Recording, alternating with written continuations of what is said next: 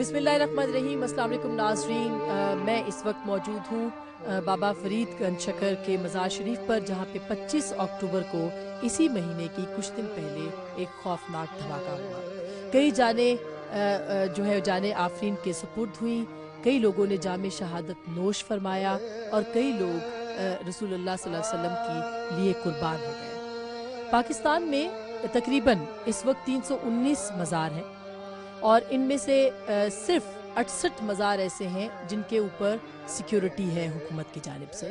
باقی 261 مزار ایسے ہیں جن کے پاس سیکیورٹی نام کی کوئی چیز نہیں۔ میں اگر بابا فرید گنج شکر کے حوالے سے آپ کو بتانا چاہوں، یہ نام کسی تعارف کا محتاج نہیں۔ یہ وہ اولیاء، وہ اوصیاء، وہ اہم ہستیاں ہیں جن کی وجہ سے اس خطے میں اسلام پھیلا۔ اسلام کسی تلوار کے، کسی کلاشن کوف کے، کسی خودکش حملے سے نہیں پھیلا۔ اسلام ان کے خیالات، ان کے افکار اور ان کے اخلاص کی وجہ سے پھیلا۔ یہی وجہ ہے کہ آج یہاں اسلام کا بول بالا ہے، اور وہ کمیونٹی جو کہ کبھی غیر مسلم کمیونٹی تھی، صرف اسی محبت، پیار اور خلوص کے پیغام کے بعد یہاں پر مسلمان ہوئی اور یہاں پہ اسلام کا پرچم لہرایا گیا۔ افسوس تو اسی بات کا ہے کہ شاید اسلام پہ چند لوگوں نے اپنا ٹھیکہ جمانا شروع کر دیا، شاید اسلام پہ کچھ لوگوں نے اپنا قبضہ جمانا شروع کر دیا، جس کے بعد حالات کچھ مختلف ہوتے چلے گئے۔ 25 اکتوبر کو جو یہاں پہ ہوا، اس کو ہم کیا کہیں گے؟ کیا بابا فرید گنج شکر پر جو حملہ، ان کے مزار شریف پر حملہ ہے، کیا وہ صوفیہ کرام پہ حملہ ہے؟ اس کے مقاصد کیا ہے؟ کیا پاکستان کے اندر سیکیورٹی نام کی کوئی چیز نہیں؟ کیا ہم اپنے بزرگوں کی قبروں کا تحفظ کرنے میں ناکام ہو چکے ہیں؟ کیا ہمارے بزرگوں کی قبروں میں ان کی ہڈیاں بھی محفوظ نہیں ہیں؟ اس کے پیچھے کیا وہ تیسرا ہاتھ ہے جو کہ پاکستان کا دشمن ہے، جو کہ پاکستان کے مختلف فرقوں کے بیچ نفرت کا بیج بو رہا ہے؟ اور کیا حکومت وقت اس بات سے لا علم ہے؟ اس پہ آج ہم بات کریں گے، اور ہم بابا فرید کے اس مزار سے آپ سے بات کریں گے، تاکہ اسلام کے ان ستونوں کا پیغام جو ہے، جو محبت ہے، جہاں تک پہنچے، اس محبت کو آپ تک لانے کی کوشش کریں گے۔ ہمارے ساتھ آج کے اس پروگرام میں موجود ہے حاجی حنیف طیب صاحب، سابق وفاقی وزیر رہے ہیں، علماء سنی اتحاد سے ان کا تعلق ہے۔ ان کے ساتھ ہیں صاحبزادہ فضل کریم صاحب، جے یو پی کی قیادت ہے، جے یو پی کی، اور اس کے ساتھ ساتھ سنی اتحاد میں ان کا اپنا بڑا نام ہے۔ ان کے ساتھ ہیں دیوان صاحب، جو کہ یہاں اس درگاہ کے سجادہ نشین کہیں یا ان کا نام کہیں، بابا فرید گنج شکر کا۔ یہ ہمیں شکریہ، آپ نے ہمیں جوائن کیا۔ میرے ہی ساتھ پہ موجود ہیں چودھری جاوید صاحب، پاکستان مسلم لیگ نون کی موجودہ قیادت ہے، یہاں سے ایم پی اے منتخب ہوئے ہیں اور اسمبلی میں بیٹھتے ہیں۔ ان کے ساتھ ہے سجاد رضا، جو کہ یہاں پہ سول سوسائٹی کو ریپرزینٹ کریں گے، صحافی بھی ہیں اور ہم سے آج گفتگو کریں گے۔ یہ بھی آپ کو بتاتی چلوں کہ رانا ثناء اللہ صاحب نے ہم سے کمٹمنٹ کی تھی کہ وہ اس پروگرام میں ہمیں جوائن کریں گے لاہور سے، لیکن عین وقت پہ انہوں نے بھی انکار کیا۔ اس کے ساتھ ساتھ یہاں عطا اللہ مانیکا صاحب، جو کہ یہاں کے ایم پی اے، پاکستان مسلم لیگ قائد اعظم کے، رانا نسیم صاحب جو کہ پیپلز پارٹی کے ایم این اے ہیں، ان سب لوگوں نے، متیانہ صاحب، ان سب لوگوں نے ہم سے وعدہ کیا تھا کہ اس پروگرام میں آئیں گے، شرکت کریں گے، لیکن شاید پاک پتن کی بدنصیب عوام صرف چودھری جاوید صاحب پر اکتفا کرے گی، ان کے نمائندے ان کو جواب دہ ہونے کے لیے تیار نہیں، اور نہ ہی وزیر قانون پنجاب جو ہے اس بات کے لیے تیار ہے۔ ہم اپنی گفتگو کا آغاز کرتے ہیں۔ سب سے پہلے یہاں ہمارے ایک بزرگ ہیں جو کہ اس حملے میں زخمی ہوئے ہیں، اور ہم پوچھیں گے کہ واقعہ کیا تھا، 25 اکتوبر کو کیا ہوا، تاکہ ہمارے ناظرین کو پتہ چل سکے۔ میں صبح آیا ہوں تقریباً 4:30 بجے، اور 4:30 بجے کے بعد میں نے یہاں سلام کیا ہے، بابا مودود صاحب بھی سلام، ادھر بھی سلام کیا، پھر میں نے نماز پڑھی، نماز کے بعد ہمارے اپنا وہ پڑھتے ہیں اپنا دروشی پڑھنے کے بعد میں آ گیا ہوں میاں صاحب بسی شریف والے کے دربار پہ بیٹھ گیا ہوں۔ وہاں میاں بسی شریف والے وہ ڈیلی روزانہ تقریباً وہ رس اور چائے وغیرہ دیتے ہیں، لوگ جو تھے وہ کافی سارے اکٹھے تھے، تو ہم وہاں سے بیٹھ کے جب تسبیح ہم نے اپنے 11 پوری کر لی، ہم واپس آ رہے ہیں اس جگہ پہ، یہ سامنے بالکل یہ بہشتی دروازے کے بالکل سامنے آ گئے جی، بہشتی دروازہ، اور آیا میرے ساتھ میرا دوست ہے ایک زاہد حسین، تو وہ میری پرلی طرف ہے، میں اس طرف بم کی طرف۔ مجھے اتنا پتہ لگا ہے، میں نے دیکھا ہے کہ اس طرف سفید روشنی، اس کے بعد دھواں، اور میں اپنی آنکھوں سے تقریباً اسے 2 منٹ کھڑے ہو کے دیکھتا رہا ہوں۔ مجھے کوئی خوف نہیں آیا بابا کے دربار پر، मैं खड़ा रहा हूँ, आराम से खड़ा रहा हूँ और देखता रहा हूँ ये क्या हो रहा है। इतने इतने छोटे छोटे बड़े बड़े छोटे छोटे पीस जो थे ना, वो आ रहे थे और इस तरह फैल रहे थे फर्श पे, शर शर शर। अच्छा, ये 2 मिनट पहले वो खुद फटना शुरू हो गया और वो फैलना शुरू हो गया आपकी नजरों के सामने? नजर से मैं देख रहा हूँ और अल्लाह ताला ने मुझे इतनी हिम्मत दी कि मैं यहाँ स्टैंड रहा, खड़ा रहा, बिल्कुल नहीं हिला। और गिरने के बाद जब मेरा दूसरा दोस्त है जो मेरे साथ दूसरी साइड पे था, उसके जब यहाँ चोट लगी, यहाँ नाड़े कट गई ना, तो वो गिर पड़ा। हो सकता है मैं ज्यादा देर खड़ा रहता। ये बच्चा आपके साथ बैठा है, मैं चाहूंगी इससे बात हो। बेटा, आपके कौन यहाँ पे इस धमाके में मारे गए?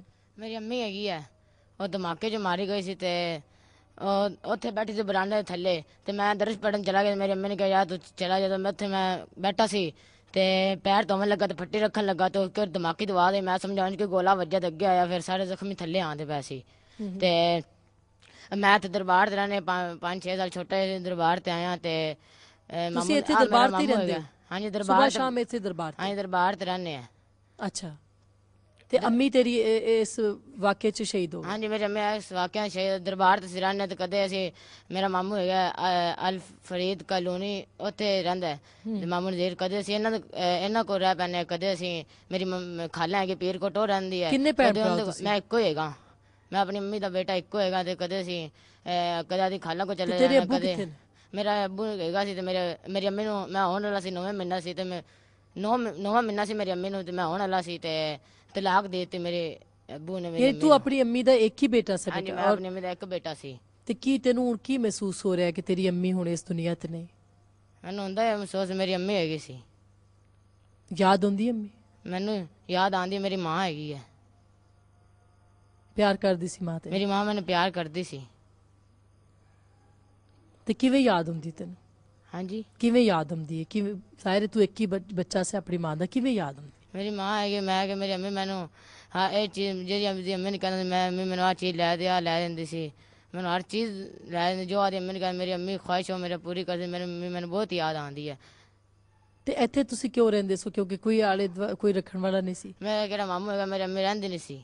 ਅੱਛਾ, ਇਸੇ ਗੱਲੋਂ ਲੇਕਿਨ ਬਾਬਾ ਜੀ ਕੋਲ ਤੁਸੀਂ ਰਹਿੰਦੇ ਸੋ? ਬਾਬਾ ਜੀ ਦੇ ਬਾਬਾ ਮਜ਼ਾਰ ਜੀ ਦੇ ਤੇ? ਕੋਲ ਰਹਿੰਦੇ ਸੀ। ਤੇ ਬਾਬਾ ਜੀ ਤੁਹਾਨੂੰ ਤਹਫੁਜ਼ ਦਿੰਦੇ ਸਨ?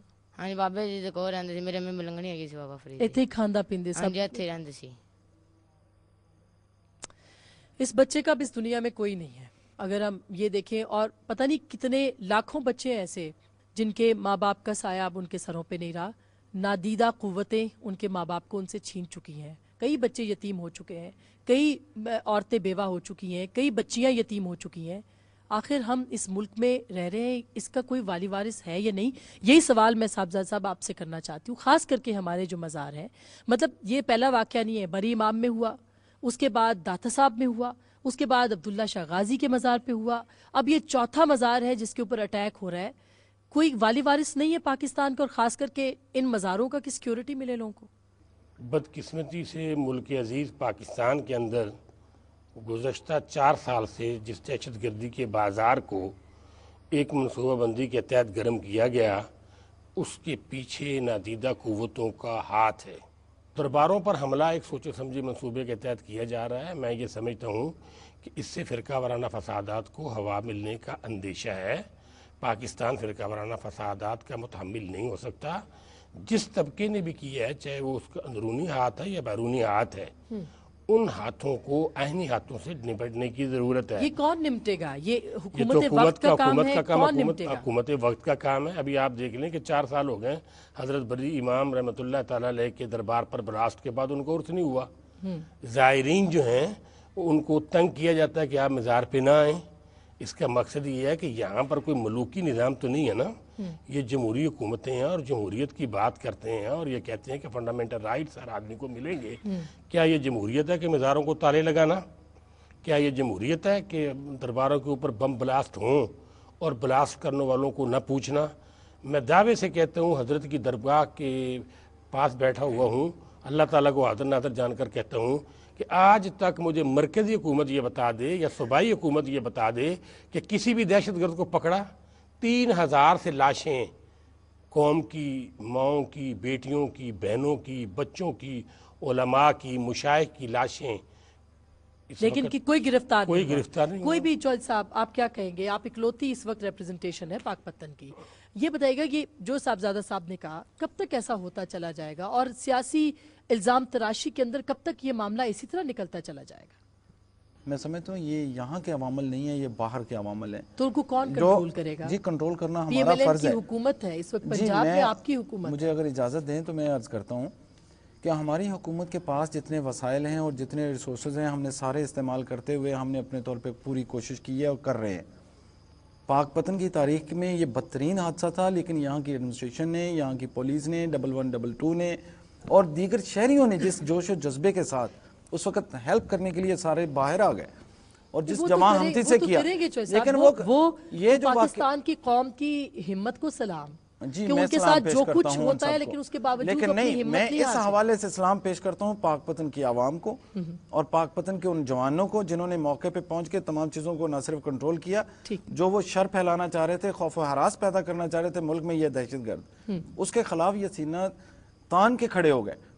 तो मैं समझता हूँ कि हुकूमत अपनी जिम्मेदारियां पूरी कर रही है, लेकिन जहाँ पे अगर नहीं पूरी कर पा रही हम उनके लिए वो इक़दामात भी तजवीज़ कर रहे हैं और साथ ही साथ आवाम से तावन की अपील भी कर रहे हैं। अभी तक आपका ख्याल है कि हुकूमत अपनी जिम्मेदारियां पूरी कर रही है? जी मैं पूरी यकीन के साथ मुख्तसरन मैं जी मोहतरमा जी ऐसी बात नहीं है, फूल प्रूफ कोई इंतज़ाम था नहीं यहाँ पे। मेरा ये सवाल है कि महकमा औकाफ उसकी एडमिनिस्ट्रेशन कहाँ थी? CCTV कैमरे लगे हुए थे, 10 से ज़ायद हैं, वो कहते हैं कि ख़राब थे। क्या महकमा औकाफ ने मुतल्लिका अथॉरिटी को ये लिखा कि CCTV कैमरे ख़राब हैं? ऐसा दरबार कि जिससे करोड़ों अफराद मुंसलिक हैं, उनकी अकीदत से उनको थ्रेट भी था, तो क्या यहाँ पर फुल प्रूफ इंतज़ाम इसको समझा जाए कि CCTV कैमरे बंद थे? फिर दूसरी बात यह है कि पुलिस सोल्जर, इसमें कोई शक ही नहीं कि 18-18 घंटे ड्यूटी देते हैं। फुल प्रूफ इंतज़ाम तो ये होता है ना कि 8 घंटे से ज़्यादा पुलिस की ड्यूटी ना ली जाए। 18 घंटे जो पुलिस का सोल्जर ड्यूटी लेगा वो फुल प्रूफ इंतज़ाम कैसे कर सकता है? यानी कि ये तो उसके साथ भी एक ज़्यादती है कि जिसकी इंतहा नहीं। इसके साथ साथ आप ये अंदाज़ा फरमाएं कि वहाँ पर कहते हैं कि सिक्योरिटी फोर्सेस वाले यानी कि पुलिस वाले वहाँ पे मौजूद थे, मशरकी गेट के ऊपर वो आए, या दहशतगर्द अपना मोटरसाइकिल खड़ा करके वो चले गए हैं और उसके फ़ौरन बाद इमीडिएटली वो ब्लास्ट होता है। तो मैं पूछता हूँ कि पुलिस वाले उस वक़्त कहाँ थे?